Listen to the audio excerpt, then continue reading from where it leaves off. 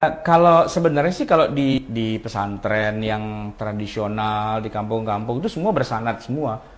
Antum tahu nggak bahwa Kiai Haji Hashim Asy'ari dan juga Kiai Haji Ahmad Dahlan itu dua-duanya itu punya sanad belajar ilmu fikihnya itu ada sanadnya. Ya beliau ngambil ke Masjidil Haram. Mereka tuh santri di Masjidil Haram dua-duanya. Nah, cuma karena mereka orang Indonesia, orang Asia Tenggara lah begitu, di sana sudah diatur ya. Kalau orang dari India, Pakistan, di sini nih pengajiannya, karena kiainya, ulamanya, mazhabnya Hanafi, sanatnya ngambil dari situ. Nah, kalau orang Indonesia, termasuk Kiai Haji Ahmad Dahlan, pendiri Muhammadiyah, yaitu karena dia orang Indonesia, ya di sebelah sini, di Babu Salam. Nah, di sini ulama besarnya, sanatnya bermadzhab Syafi'i gitu. Nah, jadi orang NU, orang Muhammadiyah ya, yang ngajinya langsung kepada pemimpinnya, yaitu kepada Kiai Hasyim Asy'ari atau Kiai Ahmad Dahlan, itu fikihnya sanadnya Syafi'i. Makanya Kiai Haji Ahmad Dahlan itu dalam masalah fikih nggak ada perbedaan dengan Hasyim Asy'ari. Kalaupun sekarang Muhammadiyah hari ini berbeda, karena Muhammadiyahnya tidak pakai Ahmad Dahlan, gitu loh. Itu terkonfirmasi guru saya, dosen saya, Prof. Almarhum ya, beliau Allahu yarham, semoga Allah mengampuni semua dosa-dosanya, Dr. Yunahar Ilyas, itu guru saya. Nah itu kita tanya gitu, Pak Yun, kan manggil kita Pak Yun gitu ya.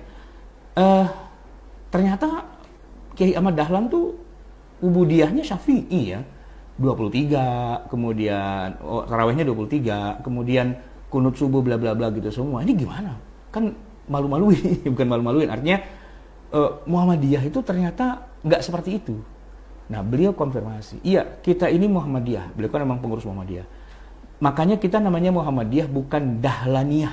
Ah gitu. Itu kalimat itu saya terngiang-ngiang terus. Kita ini Muhammadiyah dan bukan Dahlaniyah. Kita nggak ngikutin Kiai Haji Ahmad Dahlan.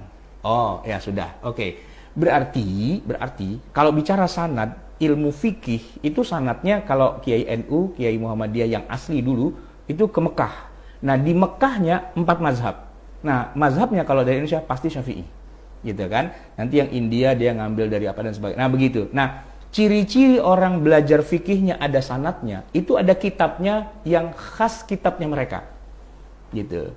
Iya kan? Kalau kalau orang Indonesia pasti punya undang-undang dasar, namanya Undang-Undang Dasar 45, gitu loh. Nggak mungkin kitabnya tuh pakai undang-undang dasarnya Amerika, konstituante Amerika, nggak mungkin. Ya Indonesia. Nah, setiap mazhab itu punya kitab-kitab. Nah, orang yang mengajar dengan satu kitab fikih, pasti kalau kitab fikih itu mazhab tertentu tuh ya ada judulnya. Buat belajar fikih Syafi'i di Indonesia, ya nama kitabnya yang paling buat pemula banget Safinatun Najah, gitu ya. Atau Matan Al-Ghaya wa Taqrib misalnya, atau Kifayatul Akhyar dan seterusnya. Itu memang ada kitabnya, dan gurunya yang ngajar adalah orang yang dulunya belajar kitab itu dari gurunya dan dapat sanad lalu sampai ke kita. Pertanyaannya, nih teman-teman di perkantoran pada ngaji, iya, saya tanya, belajar fikih, belajar ustadz, kitabnya apa? Fikih sunnah. Nah itu bukan kitab fikih gitu loh. Iya, bukan kitab fikih.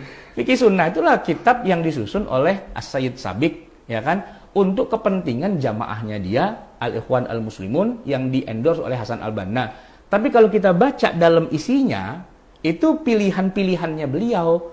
Nah, pilihan-pilihan beliau tuh nyomot dari sekian banyak mazhab yang menurut dia ini yang paling sesuai dengan sunnah.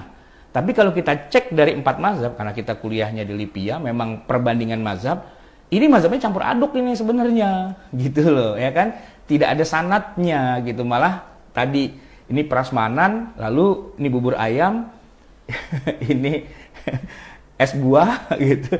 Ini campur begitu. Nah ini bukan mazhab, gitu loh. Yang mazhab itu yang tadi setiap ini ada anunya. Nah harusnya begitu. Nah cuman emang problematika kita Muslim perkotaan itu memang rata-rata narasumbernya juga bukan orang yang pakar di bidang keilmuan tertentu, gitu loh.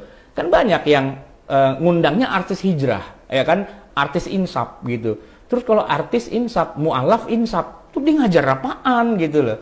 Kalau cuma ngomongnya motivasi, ayo, ya oke gitu. Tapi kalau ini batal wudhu nggak?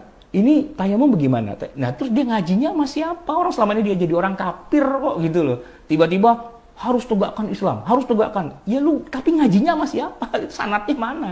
Kitabnya apa? Kan nggak bisa. Nah, problematika kita Muslim perkotaan tuh itu, gitu loh. Semangat agama tinggi, semangat belajar tinggi, nggak punya sanad. Maksudnya dia belajar satu ilmu bukan pada ahlinya, gitu loh. Bukan pada orang yang memang, ya istilahnya dia berobat tapi bukan sama dokter, tapi sama klinik tongfang atau klinik apa tongsis gitu ya, yang nggak jelas gitu. Itu problematika kita emang sekarang. Nah ini yang perlu kita luruskan gitu, bukan fanatik dengan kelompok-kelompok enggak, tapi kembalikan sesuatu tuh kepada ahlinya dan pakarnya yang memang ya diakui dalam dunia Islam secara keseluruhan.